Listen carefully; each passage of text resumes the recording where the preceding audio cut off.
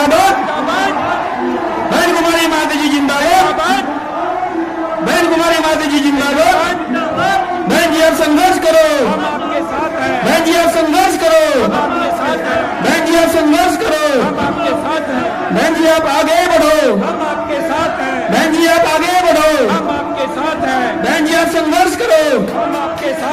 बहन कुमारी माता जी जिंदाबाद, बहन कुमारी माता जी जिंदाबाद, बहन कुमारी माता जी जिंदाबाद, बहन कुमारी माता जी जिंदाबाद। बहन जी आप संघर्ष करो, बहन जी आप संघर्ष करो, बहन जी आप आगे बढ़ो।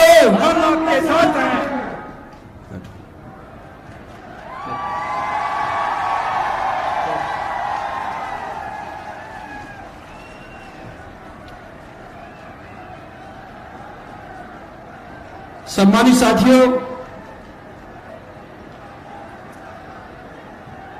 जिस मसीहा का आपको इंतजार था,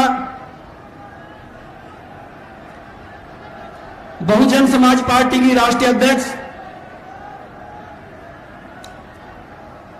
उत्तर प्रदेश की 4 बार रही मुख्यमंत्री, इस देश के गरीबों की मसीहा, सर्व समाज के मान और सम्मान, स्वाभिमान का प्रतीक, हम सब की लोकप्रिय नेता आदरणीय बहन कुमारी माता जी हरियाणा की धरती पर पहुंच चुकी हैं। आग्रह करता हूं सभी लोग तालियां बजाकर तालियों की गड़गड़ाहट से स्वागत करें।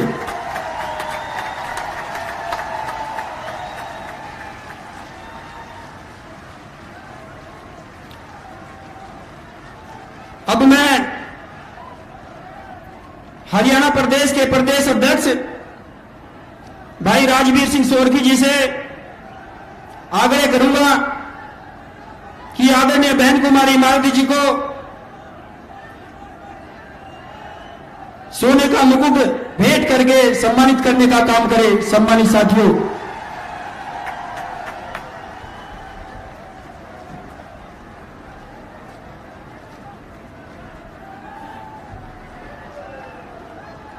बहन कुमारी माता जी जिंदाबाद, बहन कुमारी माता जी जिंदाबाद, बहन कुमारी माता जी जिंदाबाद, जिंदाबाद। अब मैं बहुजन समाज पार्टी की राष्ट्रीय अध्यक्ष, उत्तर प्रदेश की 4 बार रही मुख्यमंत्री, इस देश के गरीबों की मसीहा आदरणीय बहन कुमारी माता जी से निवेदन पूर्वक आग्रह करता हूं कि इस विशाल जनसभा को संबोधित करने का कष्ट करें। आदरणीय बहन कुमारी माता जी।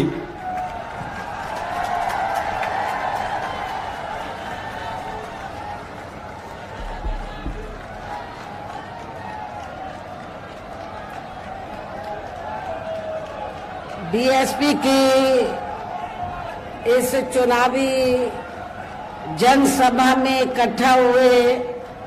पार्टी के सभी छोटे बड़े पदाधिकारी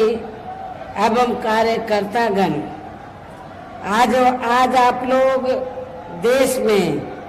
व यहाँ आपके हरियाणा प्रदेश में भी लोकसभा के लिए हो रहे आम चुनाव में अपनी पार्टी के उम्मीदवारों के समर्थन में मुझे सुनने के लिए यहाँ इकट्ठा हुए हैं, तो उसके लिए मैं आप सभी लोगों का हार्दिक दिल से आभार प्रकट करती हूँ। वैसे आप लोगों को ये मालूम है कि हमारी पार्टी कांग्रेस, बीजेपी व अन्य किसी भी विरोधी पार्टी के साथ मिलकर नहीं, बल्कि अकेले ही खासकर यहाँ अपने गरीबों, मजदूरों, दलितों, आदिवासियों, पिछड़े वर्गों, मुस्लिम व अन्य अकलियतों के बलबूते पर ही ये चुनाव लड़ रही है। जो इनमें से पार्टी से जुड़े ये लोग अपनी पार्टी के उम्मीदवारों को जिताने में पूरे जी जान से लगे हैं। हालांकि आज आपके यहाँ इकट्ठा हुई भीड़, वह भीड़ के जोश को भी देखकर अब मुझे भी ये काफी हद तक भरोसा हो गया है कि इस बार आप लोग इस चुनाव में यहाँ अपने प्रदेश से अपनी पार्टी का बेहतर रिजल्ट जरूर लाएंगे। इसके लिए अब मैं आप लोगों का ध्यान कुछ जरूरी बातों की तरफ दिलाना चाहती हूँ और इस संबंध में विशेषकर मैं कांग्रेस, बीजेपी व इनके अन्य सभी सहयोगी दलों के बारे में ये कहना चाहूंगी कि आजादी के बाद शुरू में केंद्र व देश के अधिकांश राज्यों में भी ज्यादातर सत्ता यहाँ कांग्रेस पार्टी के हाथों में ही केंद्रित रही है, किंतु इनके खासकर दलित, आदिवासी व पिछड़ा वर्ग विरोधी तथा अन्य और मामलों में भी रही गलत नीतियों व गलत कार्य प्रणाली आदि की वजह से ही फिर इस पार्टी को यानी कि कांग्रेस पार्टी को केंद्र व काफी राज्यों की भी सत्ता से बाहर होना पड़ा है तथा यही स्थिति इनकी सहयोगी पार्टियों की भी बनी रही है, जिस कारण ही फिर बीएसपी को बनाने की भी जरूरत पड़ी और अब पिछले काफी वर्षों से भारतीय जनता पार्टी व इनके सहयोगी दल केंद्र व अधिकांश राज्यों की भी सत्ता में काबिज हो गए हैं। साथ ही इनकी भी ज्यादातर जातिवादी, पूंजीवादी, संकीर्ण, सांप्रदायिक व द्वेषपूर्ण नीतियों एवं कार्य प्रणाली आदि से तथा इनकी कथनी व करनी में भी काफी अंतर होने की वजह से ऐसा लगता है कि इस बार ये पार्टी भी केंद्र की सत्ता में आसानी से वापस आने वाली नहीं है, यानी कि भारतीय जनता पार्टी भी इस बार केंद्र की सत्ता में आसानी से वापस आने वाली नहीं है, बशर्ते यदि ये चुनाव इस बार फ्री एंड फेयर होता है तथा आम चर्चा के मुताबिक वोटिंग मशीनों में भी कोई गड़बड़ी आदि नहीं की जाती है। और वैसे भी इस बार चुनाव में इनकी कोई भी पुरानी व नहीं चल रही नाटकबाजी, जुमलेबाजी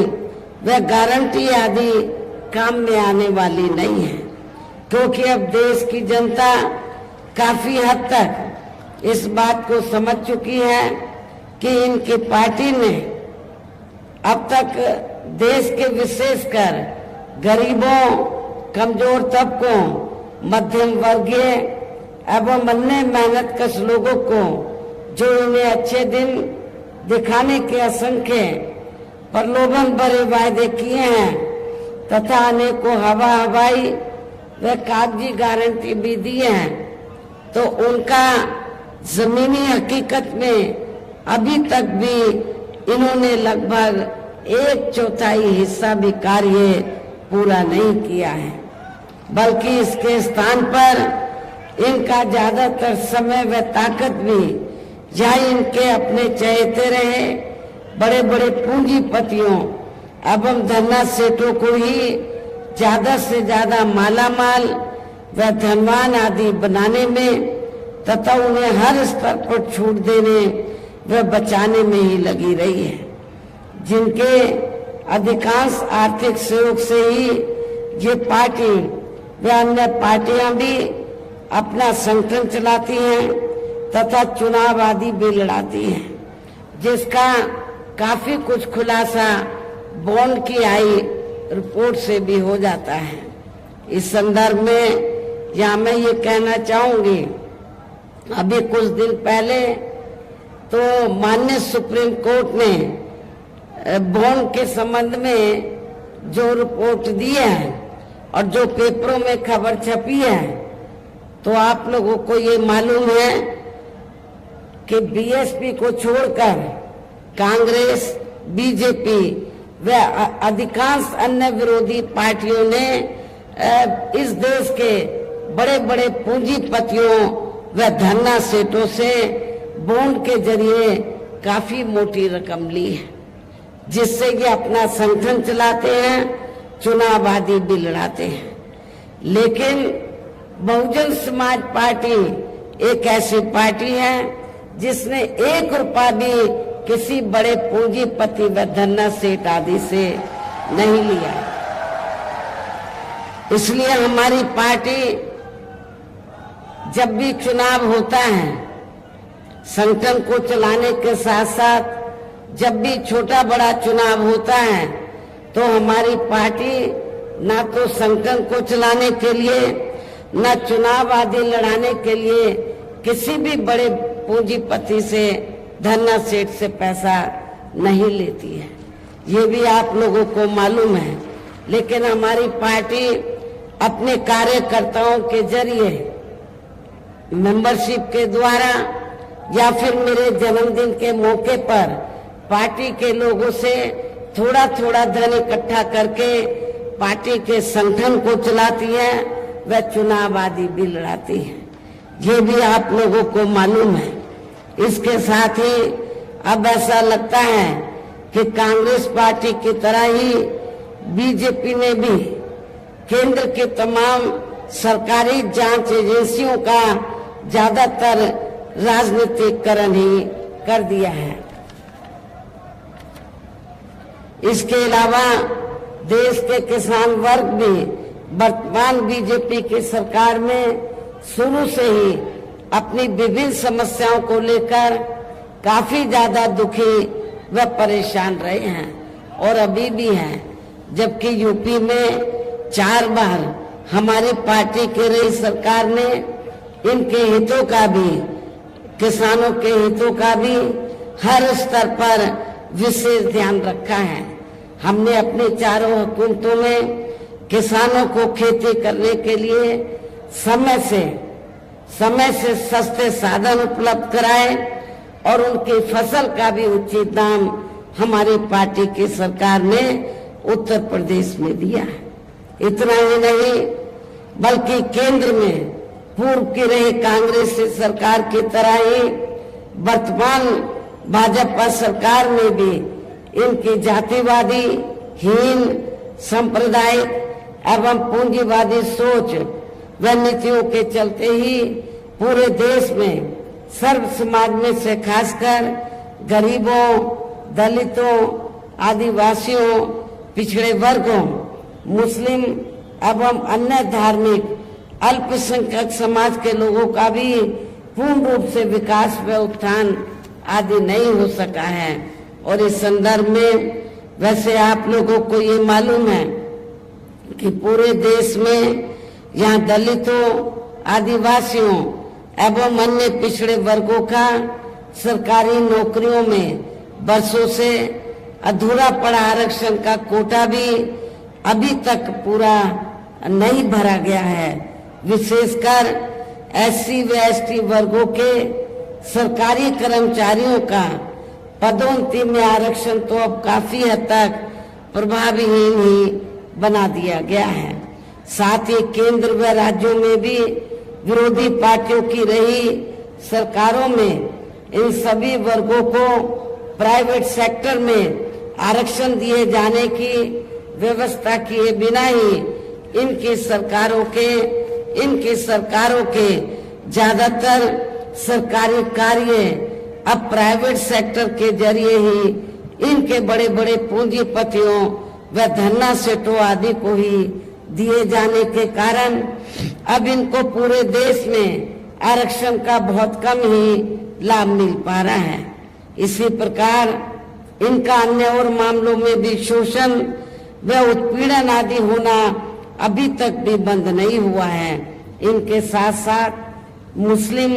व अन्य धार्मिक अल्पसंख्यक समाज के लोगों की भी हालत हर स्तर पर काफी ज्यादा खराब वह दयनीय ही बनी हुई है, जिसका काफी कुछ खुलासा सच्चर कमेटी की रिपोर्ट में भी किया गया है। इतना ही नहीं बल्कि पिछले कुछ वर्षों से केंद्र व अधिकांश राज्यों में भी बीजेपी व आरएसएस के सरकारों के चलते हुए अब इनका विकास एवं उत्थान आदि होना भी काफी हद तक बंद सा ही हो गया है। आए दिन इन पर खासकर धर्म की आड़ में हो रही जुल्म जाति भी यह काफी ज्यादा चरम सीमा पर पहुंच चुकी है। इनके साथ साथ अपर कास्ट समाज में से विशेषकर गरीब लोगों की भी हालत हमें कोई खास अच्छी नजर नहीं आती है। इनकी गलत कृषि नीतियों के कारण किसान वर्ग भी आए दिन आंदोलित ही रहता है। साथ ही इनकी गलत आर्थिक नीतियों की वजह से देश की अर्थव्यवस्था पर भी इसका काफी बुरा प्रभाव पड़ा है, जिससे यहाँ विशेषकर छोटे एवं मध्यम वर्गीय व्यापारी वर्ग भी काफी ज्यादा दुखी व परेशान हैं। और अब केंद्र में पूर्व की रही सरकारों की तरह ही वर्तमान भाजपा सरकार में भी यहाँ पूरे देश में गरीबी, बेरोजगारी एवं महंगाई आदि भी लगातार काफी ज्यादा बढ़ रही है। देश में हर स्तर पर फैला भ्रष्टाचार भी कम नहीं हुआ है। ऐसे में अब आप लोगों को देश में हो रहे लोकसभा चुनाव में कांग्रेस, बीजेपी व इनकी सहयोगी पार्टियों को भी केंद्र की सत्ता में आने से जरूर रोकना है, जिनकी गलत नीतियों व गलत कार्य प्रणाली आदि को आप लोग काफी हद तक आजमा भी चुके हैं।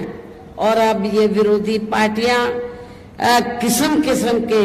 साम दाम दंड भेद आदि अनेकों हथकंडे इस्तेमाल करके केंद्र की सत्ता में आने की पूरी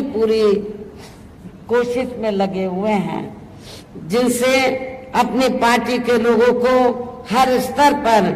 काफी ज्यादा सावधान रहना है। और इस मामले में विरोधी पार्टियां अपने अपने पक्ष में हवा बनाने के लिए खासकर मीडिया, ओपिनियन पोल व सर्वे आदि का जो बड़े पैमाने पर इस्तेमाल कर रही हैं, तो उनसे भी अपनी पार्टी के लोगों को बिल्कुल भी गुमराह नहीं होना है। इसके साथ ही विरोधी पार्टियों के विभिन्न रूपों में जारी किए गए इनके हवाई व प्रलोभन भरे चुनावी घोषणा पत्रों एवं वायदों आदि के बहकावे में भी पार्टी के लोगों को कतई नहीं आना है, जिन्हें ये पार्टियां चुनाव खत्म होने के बाद ज्यादातर अमल में नहीं लाती हैं। और अब जिन पर से देश की जनता का अधिकांश विश्वास ही उठ गया है, यही खास वजह है कि हमारी पार्टी किसी भी चुनाव में अपनी पार्टी का कोई भी चुनावी घोषणा पत्र आदि जारी नहीं करती है। और वैसे भी हमारी पार्टी किसी भी मामले में कहने में बहुत कम बल्कि कार्य करके दिखाने में ही ज्यादा विश्वास रखती है। और इस बात का सबसे बड़ा सबूत यह है कि उत्तर प्रदेश में 4 बार हमारी पार्टी के नेतृत्व में रही सरकार ने चुनाव में पार्टी के बिना जारी किए गए घोषणा पत्र के ही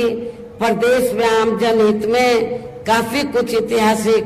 कार्य करके दिखाए हैं, जिनकी अब देश में अधिकांश पार्टियों की सरकारें काफी नकल भी कर रही हैं। जबकि इस मामले में हमारी पार्टी का ये कहना है कि यदि इन पार्टियों के स्थान पर केंद्र में हमें अपनी पार्टी की सरकार बनाने का मौका मिलता है, तब फिर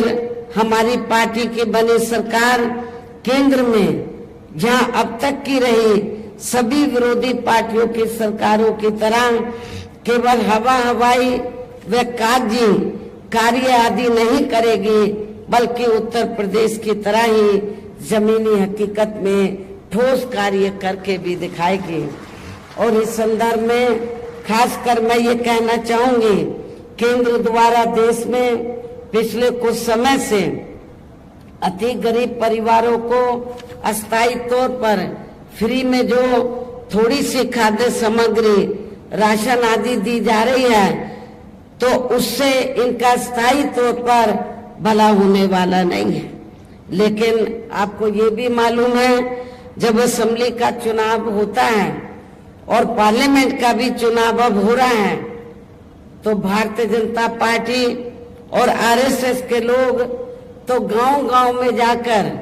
जिनको ये फ्री में राशन देते हैं, गांव-गांव में जाकर ये लोग गरीब लोगों को ये कहते हैं, क्या कहते हैं कि बीजेपी ने, श्री नरेंद्र मोदी जी की सरकार ने आपको फ्री में राशन दिया है, आपने बीजेपी का, आरएसएस का, श्री नरेंद्र मोदी जी का नमक खाया है, इसलिए आप लोगों को ये अदा करना है। लेकिन मैं आप लोगों को ये बताना चाहती हूँ, गरीब लोगों को ये बताना चाहती हूँ, जिनको फ्री में राशन मिल रहा है, तो वो कोई बीजेपी अपनी जेब से नहीं दे रही है, आरएसएस अपनी जेब से नहीं दे रही है, और इतना ही नहीं, श्री नरेंद्र मोदी जी भी अपनी जेब से नहीं दे रहे हैं, बल्कि जनता जो टैक्स देती है, उस टैक्स के पैसे से आप लोगों को फ्री में राशन दिया जा रहा है। और वैसे भी गरीब लोगों की ये जटिल समस्या देश में हर हाथ को काम देने से ही केवल दूर हो सकती है, जिसकी तरफ हमारी पार्टी की बनी सरकार विशेष ध्यान देगी। साथ ही देश में पिछले काफी वर्षों से आए दिन बढ़ रही गरीबी, बेरोजगारी व महंगाई आदि से भी जनता बहुत ज्यादा दुखी है, जिसे भी आर्थिक नीतियों में तब्दीली करके जरूर दूर किया जाएगा। धर्म की भी आड़ में पिछले कुछ वर्षों से खासकर मुस्लिम समाज के लोगों की द्वेष की भावना से जो इनका काफी ज्यादा शोषण व उत्पीड़न आदि किया जा रहा है, तो इसे भी जरूर रोका जाएगा। कहने का तात्पर्य ये है कि देश में इस समय हो रहे लोकसभा चुनाव में विरोधी पार्टियों के जारी किए गए उनके हवाई व प्रलोभन भरे चुनावी घोषणा पत्रों आदि के बहकावे में अब यहाँ खासकर देश के अति गरीबों, मजदूरों, बेरोजगारों एवं अन्य जरूरतमंद लोगों को बिल्कुल भी नहीं आना है। और अब इन्हें ऐसी सभी विरोधी पार्टियों को केंद्र की सत्ता में आने से जरूर रोकना है, जिनकी कथनी व करने में काफी अंतर रहा है तथा जिन्हें ये लोग बरसों से आजमा भी चुके हैं। ऐसे में अब मेरा यही कहना है कि आप लोगों को अपने खुद के व अपने प्रदेश एवं देश के भी हित में अपने वोटों को यहाँ कांग्रेस, बीजेपी व अन्य विरोधी पार्टियों को न देकर केवल अपनी एकमात्र हितैषी पार्टी बहुजन समाज पार्टी को ही देना है, जो ये पार्टी उत्तर प्रदेश की तरह ही केंद्र में भी अपनी पार्टी की सरकार बनने पर फिर पूरे देश में यह अपनी पार्टी की सर्वजन हिताय व सर्वजन सुखाय की नीतियों पर आधारित इस सरकार चलाएगी। इसके साथ केंद्र से जुड़ी आपके क्षेत्र की जो भी यहाँ स्थानीय समस्याएं होंगी, तो उन्हें भी फिर दूर करने का हर संभव पूरा प्रयास किया जाएगा। साथ ही यहाँ गरीबों, मजदूरों, बेरोजगारों, कर्मचारियों, किसानों, छोटे व्यापारियों एवं अन्य मेहनत कश लोगों के हितों का भी विशेष ध्यान रखा जाएगा। सर्व समाज में से खासकर दलितों, आदिवासियों, पिछड़े वर्गों, मुस्लिम व अन्य धार्मिक अल्पसंख्यक समाज के लोगों के विकास व उत्थान के साथ साथ हर स्तर पर इनकी सुरक्षा आदि के लिए भी प्रभावी कदम उठाए जाएंगे। और तभी फिर यहाँ वास्तव में अपने देश के महान संतों, गुरुओं व महापुरुषों में भी विशेषकर महात्मा ज्योतिराव फूले, श्री छत्रपति शाहू जी महाराज, श्री नारायण गुरु, बाबा साहब डॉक्टर भीमराव अंबेडकर एवं मान्यवर श्री कांशीराम जी आदि का अधूरा रहा सपना जरूर साकार हो सकता है, जिनको यूपी में हमारी पार्टी की रही सरकार द्वारा हर स्तर पर पूरा आदर सम्मान दिया गया है। इन्हीं खास बातों के साथ ही अब मेरा पार्टी व मूवमेंट के हित में यही कहना है कि हमारी पार्टी ने आपके हरियाणा प्रदेश में जिनको भी लोकसभा के लिए चुनाव के मैदान में उतारा है, जो यहाँ आपके सामने मंच पर भी मौजूद हैं, तो उन्हें आप लोगों को जरूर कामयाब बनाना है, जिसके लिए जहाँ पार्टी के केंद्रीय व स्टेट के कोऑर्डिनेटर तथा स्टेट की पूरी कमेटी